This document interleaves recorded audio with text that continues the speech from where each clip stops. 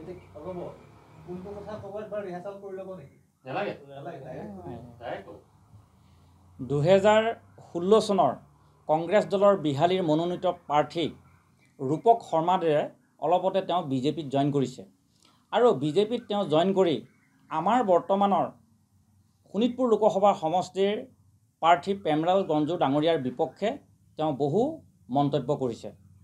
তেওঁৰ মন্তব্যত কৈছে যে প্ৰেমলাল গঞ্জু ডাঙৰীয়াই প্ৰতিটো ইলেকশ্যনতে তেওঁ বিহালী সমষ্টিত যিবিলাক কংগ্ৰেছৰ প্ৰাৰ্থী হয় বা ঐক্যমঞ্চৰ প্ৰাৰ্থী হয় তেওঁলোকৰ বিপক্ষে তেওঁ প্ৰাৰ্থীৰ বিৰোধিতা কৰি তেওঁ মনে মনে সেই প্ৰাৰ্থীৰ বিৰোধিতা কৰি সহায় কৰে।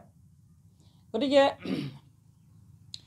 এই কথাটো আমাৰ বিশ্বনাথ জিলা কংগ্ৰেছৰ দৃষ্টিগোচৰ হৈছে আৰু আমি ইয়াৰ ঘোৰ প্ৰতিবাদ কৰিছোঁ। তেওঁ যদি তেনেধৰণৰ কাম কৰিছিলেই 2016 চনত যদি ৰূপক শৰ্মা ডাঙৰীয়াক আমাৰ প্ৰেমলাল গঞ্জু ডাঙৰীয়াই যদি বিৰোধিতা কৰিছিল বা দলৰ বিপক্ষে প্ৰচাৰ চলাইছিলে তেন্তেহ'লে তেওঁ 2016 চনৰ পৰা তেওঁ কি কৰি আছিলে?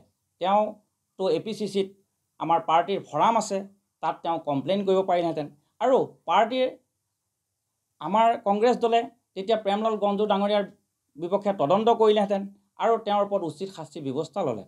কিন্তু তেওঁ 2016 চনৰ পৰাই তেওঁ এই বিষয়ে কোনো মাত নামাতিলে আৰু আজি তেওঁ বিজেপিত জইন কৰিয়েই প্ৰেমলাল গঞ্জু ডাঙৰীয়াৰ বিপক্ষে ইমান ডাঙৰ ডাঙৰ কিছুমান মিছা কথা কৈছে আৰু তেওঁ কৈছে যে তেওঁ কংগ্ৰেছ দলৰ সাধাৰণ সম্পাদক।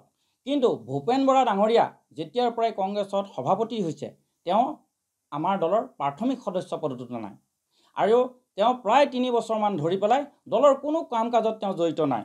বৰ্তমান তেওঁ প্ৰেমলাল গঞ্জু ডাঙৰীয়াই যেতিয়া টিকেট পোৱাৰ লগে লগে মাত্ৰ 2 দিনৰ কাৰণে তেওঁ আহি প্ৰচাৰ চলাইছিলে আৰু সেই প্ৰচাৰ চলোৱাৰ পাছতেই তেওঁ বিজেপিৰ দৃষ্টিগোচৰ হ'ল তেওঁ ইয়াত প্ৰচাৰ চলোৱাটো আৰু তেওঁ বিজেপি দলে যিহেতু কংগ্ৰেছ দলৰ সকলো নেতা কৰ্মীক লৈ যোৱাৰ যি পৰিকল্পনা কৰি আছে তেওঁলোকে ফোন কৰে আমাৰ কৰ্মীবিলাকক যে বিজেপি দলত জইন কৰে আৰু এনেকৈ তেওঁ বৃহৎ অংকত তেওঁক আচলতে তেওঁ কিনি নিছে। তেওঁ স্ব ইচ্ছাই দলৰ বিজেপি দলৰ নীতি আদৰ্শৰ প্ৰতি সন্মান জনাই তেওঁ যোগদান কৰা নাই, তেওঁ আচলতে বিক্ৰী গৈছে। গতিকে আমি তেওঁক নিন্দা কৰিছোঁ আৰু আমি তেওঁৰ এই বক্তব্যক ঘোৰ বিৰোধিতা কৰিছোঁ।